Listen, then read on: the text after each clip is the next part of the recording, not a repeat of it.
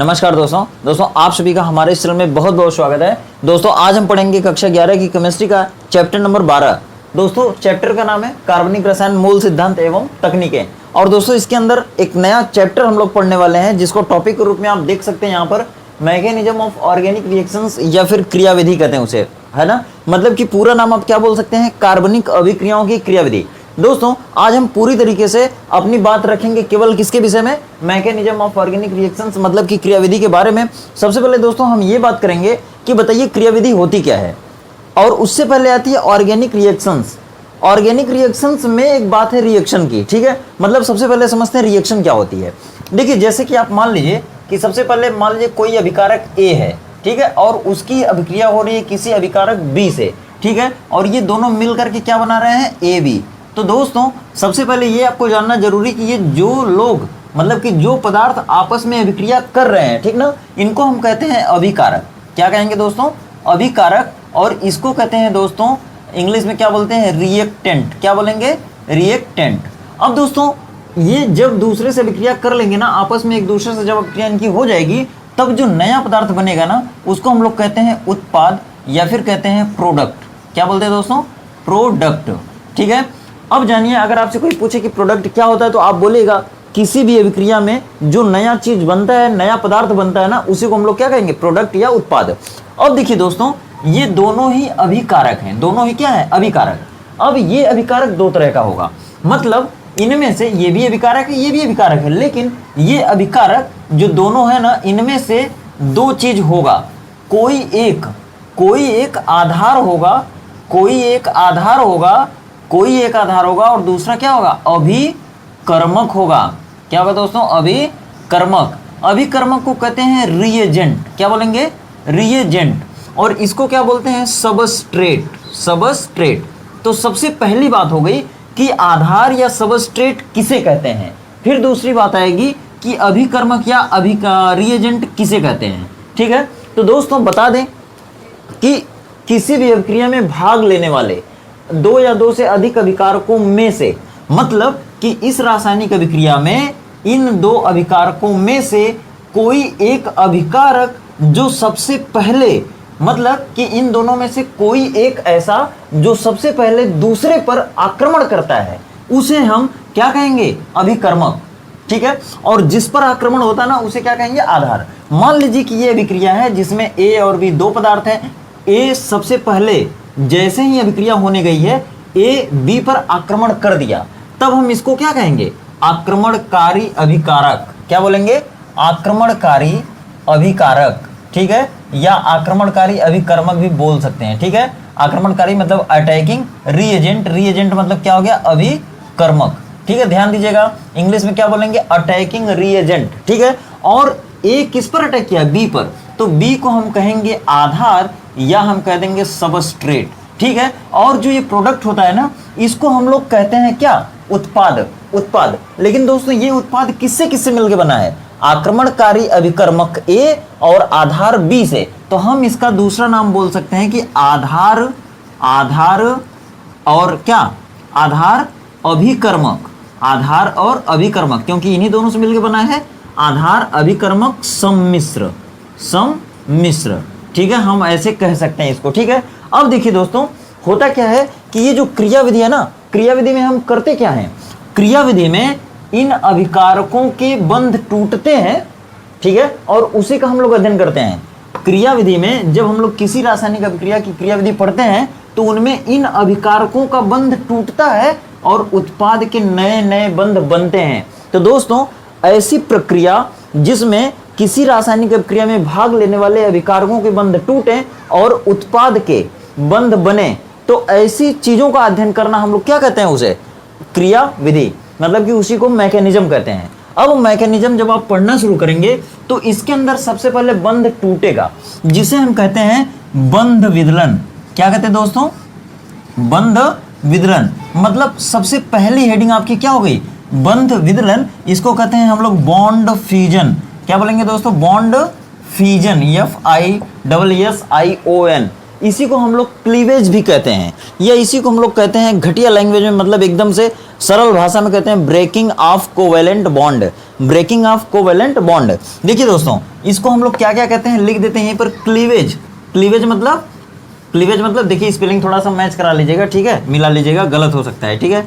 अब देखिए क्लीवेज के बाद इसी को हम लोग कहते हैं क्या कहते हैं, ब्रेकिंग मतलब एकदम सिंपल लैंग्वेज में, breaking of a covalent bond. अब दोस्तों इसमें होता क्या है, जैसे देखिए कोवेलेंट बॉन्ड मतलब होता है सहसंयोजक बंध, और ब्रेकिंग मीन्स होता है टूटना, और इसी का स्टैंडर्ड नाम है क्लीवेज, या इसी का स्टैंडर्ड नाम है बॉन्ड फ्यूजन। अब देखिए बंध कैसे टूटता है, और किसका बंध टूटेगा, ये कोवेलेंट बॉन्ड टूटेगा, मतलब कि सहसंयोजक बंध टूटेगा। जैसे मान लीजिए कि Cl2 है, Cl2 क्या है, यह एक कोवेलेंट यौगिक है।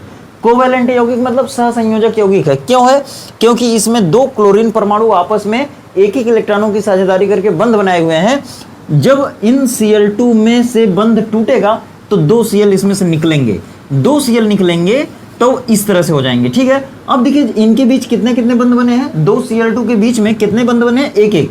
जब एक एक बंध टूटेगा तो एक बंध में से 2 इलेक्ट्रॉन निकलेंगे, एक इलेक्ट्रॉन ये ले लेगा, एक इलेक्ट्रॉन ये ले लेगा, ठीक है। कभी कभी क्या होता है कि बंध जब इस तरह के यौगिकों में टूटेगा तब इस तरह के 2 उत्पाद बनते हैं, इनको हम लोग कहते हैं मुक्त मूलक। क्या कहेंगे, मुक्त मूलक, फ्री रेडिकल बोलते हैं। क्या बोलते हैं दोस्तों, फ्री रेडिकल।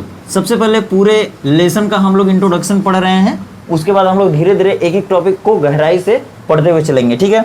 अब देखिए ये दोनों ही कौन है, मुक्त मूलक है। कभी कभी क्या होता है, अगर मान लीजिए कि HCl कोई यौगिक है, ठीक है, HCl कोई यौगिक है, अगर इनके बीच का बंध टूट गया तब क्या होता है दोस्तों कि H और Cl के बीच में एक बंध होता है। इस हाइड्रोजन और क्लोरीन में कौन अधिक वैद्युत ऋणात्मक तत्व है, तो क्लोरीन। तो ये क्या करता है, जब यहाँ का बंध टूटेगा ना इस तरह, मतलब इस बंध में कितने इलेक्ट्रॉन थे, 2 इलेक्ट्रॉन थे, और जब ये बंध टूटेगा तो 2 इलेक्ट्रॉन इसमें से निकलेगा, और ये दोनों इलेक्ट्रॉन कोई एक मजबूत परमाणु ले लेगा, मतलब जो अधिक वैद्युत ऋणात्मक तत्व होगा वो ले लेगा दोनों इलेक्ट्रॉनों को। तो दोनों इलेक्ट्रॉन इसके पास आ गए, जब दोनों इलेक्ट्रॉन इसके पास आएंगे तो ये माइनस हो जाएगा और ये प्लस आ जाएगा। जब प्लस वाला आएगा तो ये प्लस वाला अलग होगा, मतलब 2 चीज यहाँ पे बनेगा, एक H प्लस बनेगा और दूसरा Cl माइनस बनेगा। दोस्तों अगर दिख नहीं रहा होगा तो सुनिए ध्यान से, देखिए जो प्लस वाला हो गया ना, अब इनके पास धन आवेश है, और ये किनके पास जाना पसंद करेगा, ऋण आवेश के पास। ऋण आवेश किसके पास रहेगा, इलेक्ट्रॉन के पास, मतलब कि ये इलेक्ट्रॉन के पास जाना पसंद करेगा। तो इसको हम लोग क्या कहेंगे, इलेक्ट्रॉन स्नेही अभिकर्मक। याद रखिएगा, बहुत इंपॉर्टेंट है, इलेक्ट्रॉन स्नेही अभिकर्मक, जिसको हम लोग कहते हैं इलेक्ट्रोफिलिक रिएजेंट, ठीक है। अब ये जो माइनस है इसके पास क्या है, माइनस है, मतलब ऋण आवेश है, और ये किसके पास जाना पसंद करेगा, धन आवेश के पास। जाहिर सी बात है, इनके पास नेगेटिव चार्ज है, ये पॉजिटिव पोल की तरफ जाना पसंद करेगा, ठीक है। अपने विपरीत सभी लोग आकर्षित होते हैं। अब देखिए होता क्या है कि ये प्लस वाले के पास जाएगा, और दुनिया में प्लस वाला किसके पास होता है, नाभिक के पास होता है। मतलब कि पूरे परमाणु की जब आप संरचना पढ़ते हैं तो उसमें देखते हैं एक नाभिक होता है और नाभिक के बाहर का भाग होता है, जिनमें कोष उपकोष और कक्षक आते हैं, ठीक है। जो नाभिक होता है, नाभिक के पास न्यूट्रॉन और प्रोटॉन होते हैं, जिनकी वजह से उन पर प्रबल धन आवेश स्थित होता है। तो दुनिया में अगर कहीं भी प्लस नहीं मिलेगा तो नाभिक के पास मिलेगा ही मिलेगा। तो ये नाभिक के पास जाएगा, मतलब इनको हम क्या कहेंगे, नाभिक स्नेही अभिकर्मक या न्यूक्लियोफाइल, ठीक है, या न्यूक्लियोफिलिक रिएजेंट भी कहते हैं, ठीक है। तो इनको हम लोग कह देंगे नाभिक स्नेही अभिकर्मक। अब दोस्तों एक नई परिभाषा निकल के आ रही है। क्या नई परिभाषा है दोस्तों, बता दें आपको। देखिए इसको कहते हैं सबसे पहले न्यूक्लियोफिलिक रीएजेंट, और उसी तरह से जो अपोजिट वाला ना, इनको क्या कहेंगे, इलेक्ट्रोफाइल या इलेक्ट्रोफिलिक रिएजेंट या इलेक्ट्रॉन स्नेही अभिकर्मक। अब आपसे एक नया क्वेश्चन क्या पूछा जाएगा कि बताइए कि नाभिक स्नेही अभिकर्मक क्या होता है। तो आप बोलेंगे यहां पर, चूंकि आप देख रहे हैं जो ये नाभिक स्नेही अभिकर्मक, इसके ऊपर क्या है, ऋण आवेश है। तो आप बोलेंगे दुनिया में उपस्थित या प्रकृति में उपस्थित कोई भी ऐसा अभिकर्मक जिसके पास एकल ऋण आवेश हो, वो सभी क्या होंगे, नाभिक स्नेही अभिकर्मक। क्या होंगे, न्यूक्लियोफिलिक रिएजेंट होंगे, ठीक है। याद रखिएगा। उसी तरह से अगर आपसे पूछा गया कि इलेक्ट्रॉन स्नेही अभिकर्मक से आप क्या समझते हैं, कोई एक उदाहरण दीजिए, तो आप बोलेंगे कि वह परमाणु या परमाणु समूह जिसके ऊपर धन आवेश स्थित हो। कितना, एक, कम से कम एक। वह परमाणु या परमाणु समूह जिनके ऊपर कम से कम एक धनावेश स्थित हो, वो क्या होता है, इलेक्ट्रॉन स्नेही अभिकर्मक होता है। अभी दोस्तों हम लोग डिटेल से पढ़ेंगे, लेकिन अगर आपसे बात किया जाए कि क्या है, कोई है आपके पास एग्जाम्पल जो इलेक्ट्रॉन स्नेही अभिकर्मक का है या नाभिक स्नेही अभिकर्मक का है, तो आइए दिखाते हैं आपको। जैसे देखिए Cl के पास माइनस होता है, ठीक है, ये किस तरह का अभिकर्मक है। अब आपको देख के पता चल रहा होगा कि इसके ऊपर अगर माइनस है तो ये किसके पास जाना पसंद करेगा, या इसके पास कौन आना पसंद करेगा, तो प्लस वाला आएगा। प्लस वाला किसके पास रहेगा, नाभिक के पास। तो ये कौन सा हुआ, नाभिक स्नेही कि इलेक्ट्रॉन स्नेही। तब आप बोलेंगे कि ये नाभिक के पास जाना पसंद करेगा, मतलब ये नाभिक स्नेही अभिकर्मक होगा। अगर आपसे कहा गया कि OH माइनस किस तरह का अभिकर्मक है, तो आप बोलेंगे नाभिक स्नेही है। अगर आपसे बोला जाए कि F माइनस किस तरह का अभिकर्मक है, तो आप बोलेंगे नाभिक स्नेही है। अगर आपसे पूछा गया कि बता दीजिए Br माइनस किस तरह का अभिकर्मक है, तो आप बोलेंगे कि ये नाभिक स्नेही है, ठीक है। अगर आपसे कहा गया कि CH3 माइनस ये किस तरह का अभिकर्मक है, तब भी आप बोलेंगे नाभिक स्नेही अभिकर्मक है, जबकि इसको कार्बेनायन कहते हैं। अभी हम लोग आगे बात करेंगे कार्बेनायन क्या होता है, ठीक है। चलिए अब देखिए, अगर आपसे कहा जाए कि NH4 प्लस किस तरह का अभिकर्मक है, तो आप बोलेंगे कि ये इसके पास प्लस है, मतलब ये इलेक्ट्रॉन के पास जाना पसंद करेगा, मतलब ये इलेक्ट्रॉन स्नेही हो गया। और सभी इलेक्ट्रॉन स्नेही अभिकर्मक को E प्लस से दिखाते हैं, इस बात को याद रखिएगा। और सभी ये नाभिक स्नेही अभिकर्मक को NU माइनस से दिखाते हैं, ये उनका सिंबल होता है, ठीक है, तो याद रखिएगा।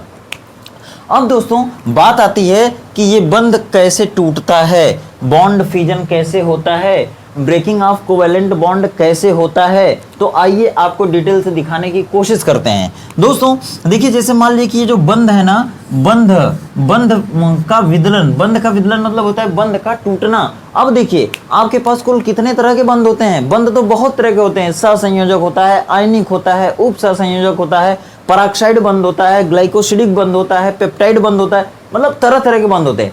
लेकिन आपको जो ज्यादातर मिलने वाला है इस लेसन में, वो आपको मिलेगा सहसंयोजक बंध। इसीलिए इसका नाम स्पेशली रखा गया है breaking of a covalent bond है, ठीक है। मतलब हमारे पास देखिए कभी कभी Cl2 तरह का यौगिक आएगा, कभी कभी HCl आएगा, कभी कभी CH3Cl आएगा, कभी कभी आपको और क्या मिल जाएगा, AlCl3 मिल जाएगा, ठीक है। तो आपको इसको देखना है, कभी कभी आपको CH4 मिल जाएगा। तो इनके बीच, क्योंकि आपका लेसन क्या है, ऑर्गेनिक रिएक्शंस की क्रियाविधि, मतलब कार्बनिक अभिक्रियाओं की क्रियाविधि। तो कार्बनिक अभिक्रियाओं में मतलब ये तो आपको मिलने ही वाला है, ये भी आपको मिल जाएगा कहीं कहीं उत्प्रेरक या अभिकर्मक के रूप में, और ये सब तो जनरल किसी भी रिएक्शन में आ ही जाते हैं।